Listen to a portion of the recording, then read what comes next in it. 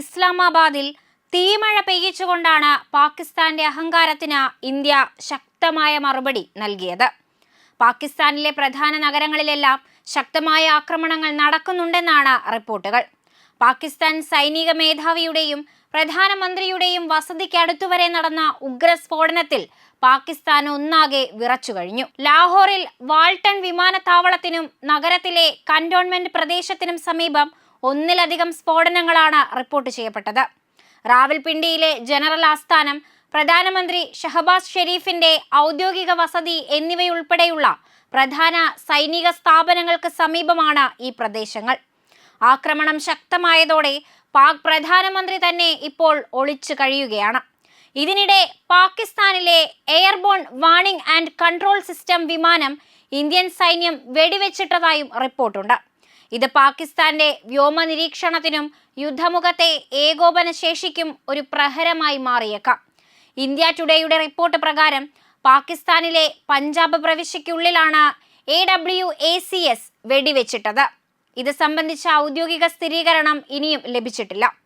പാകിസ്ഥാന്റെ വ്യോമ പ്രതിരോധത്തിന് നിർണായകമായ ഒരു മൊബൈൽ ദീർഘദൂര റഡാർ നിരീക്ഷണ നിയന്ത്രണ കേന്ദ്രമാണ് AWACS. വലിയ വിമാന പ്ലാറ്റ്ഫോമിലായാണ് സാധാരണയായി റഡാർ സംവിധാനം ഘടിപ്പിച്ചിരിക്കുക. ദീർഘദൂരങ്ങളിലുള്ള ആകാശ ഉപരിതല സമ്പർക്കങ്ങൾ കണ്ടെത്താനും ട്രാക്ക് ചെയ്യാനും നിരീക്ഷിക്കാനും ഇവ ഉപയോഗിക്കുന്നു. യുദ്ധവിമാനങ്ങളെയും വ്യോമ പ്രതിരോധ സംവിധാനങ്ങളെയും നയിക്കുന്നതും യുദ്ധസമയത്ത് നിരീക്ഷണം നടത്തുന്നതുമായ ഒരു പറക്കുന്ന കമാൻഡ് സ്റ്റേഷൻ പോലെയാണിത്. വ്യോമ പ്രവർത്തനങ്ങളെ ഏകോപിപ്പിക്കുന്ന ഒരു മുൻകൂർ മുന്നറിയിപ്പ് സംവിധാനമായി AWACS പ്രവർത്തിക്കുന്നു. കരയിലും കടലിലും ആകാശത്തുമുള്ള കമാൻഡ് സെന്ററുകളിലേക്കും ഇന്റർസെപ്റ്ററുകളിലേക്കും ഇത് തത്സമയ ഇന്റലിജൻസ് വിവരങ്ങൾ അയക്കുന്നു. ഈ വ്യോമസേനാ സംവിധാനം ആധുനിക യുദ്ധത്തിന് നിർണായകമാണ്. കാരണം സൈന്യത്തിന്റെ ആകാശ കണ്ണുകൾ എന്ന് വിളിക്കപ്പെടുന്ന ഇവ ഒന്നിലധികം റോളുകൾ നിർവഹിക്കുന്നവയാണ്. ഈ സംവിധാനം ആദ്യം വികസിപ്പിച്ചെടുത്തത് അമേരിക്കൻ വ്യോമസേനയാണ്. ബോയിങ് E-3 സെൻട്രി എന്നറിയപ്പെടുന്ന പരിഷ്കരിച്ച ബോയിങ് 707 വിമാനത്തിലാണ് ഇത് ഘടിപ്പിച്ചത്. ഒരു രാജ്യത്തിന്റെ വ്യോമാതിർത്തി AWACS നിരീക്ഷിക്കുകയും തത്സമയ വിവരങ്ങൾ നൽകുകയും ചെയ്യുന്നു. സൗഹൃദപരവും ശത്രുതാപരവുമായ പ്രവർത്തനങ്ങളെക്കുറിച്ചുള്ള സാഹചര്യ അവബോധവും ഈ സംവിധാനം നൽകുന്നുണ്ട്. ശത്രുതാപരമായ ഡ്രോണുകൾ, മിസൈലുകൾ, വിമാനങ്ങൾ എന്നിവ ഗ്രൗണ്ട് സ്റ്റേഷനുകളുടെ റഡാർ ശ്രേണിയിൽ പ്രവേശിക്കുന്നതിന് മുൻപ് തന്നെ കണ്ടെത്തുന്നതിനും ട്രാക്ക് ചെയ്യുന്നതിനും ഇവയ്ക്കു കഴിയും. മണി കൺട്രോളിന്റെ റിപ്പോർട്ട് അനുസരിച്ച് ഈ വിമാനത്തിൽ ഒന്നിലധികം വർക്ക് സ്റ്റേഷനുകളാണ് സജ്ജീകരിച്ചിരിക്കുന്നത്. അവിടെ സ്പെഷ്യലിസ്റ്റുകൾ ഭീഷണികൾ ട്രാക്ക് ചെയ്യുകയും വിമാനങ്ങളെ തടസ്സപ്പെടുത്താൻ നിയോഗിക്കുകയും തത്സമയം ദൗത്യങ്ങൾ ഏകോപിപ്പിക്കുകയും ചെയ്യുന്നു. യുദ്ധവിമാനങ്ങൾ, ഭൂതല റഡാറുകൾ, ഉപരിതല മിസൈലുകൾ, നാവിക കപ്പലുകൾ എന്നിവയുമായി സുഗമമായ ഏകോപനത്തിനായി AWACSന് സുരക്ഷിതമായ ഉപഗ്രഹ ആശയവിനിമയവും ഡാറ്റ ലിങ്കുകളുമുണ്ട്. നിരവധി നൂതന AWACSകളിൽ സ്വയം സംരക്ഷണ ജാമറുകളും പ്രതിരോധ സംവിധാനങ്ങളും ഘടിപ്പിച്ചിട്ടുണ്ട്. മിസൈലുകളുടെ ഭീഷണി ഒഴിവാക്കാൻ അവയിൽ റഡാർ മുന്നറിയിപ്പ് റിസീവറുകൾ, ഫ്ലെയർ ഡിസ്പെൻസറുകൾ, ഡെക്കോയ്കൾ എന്നിവയുണ്ടെന്ന് റിപ്പോർട്ട് പറയുന്നു.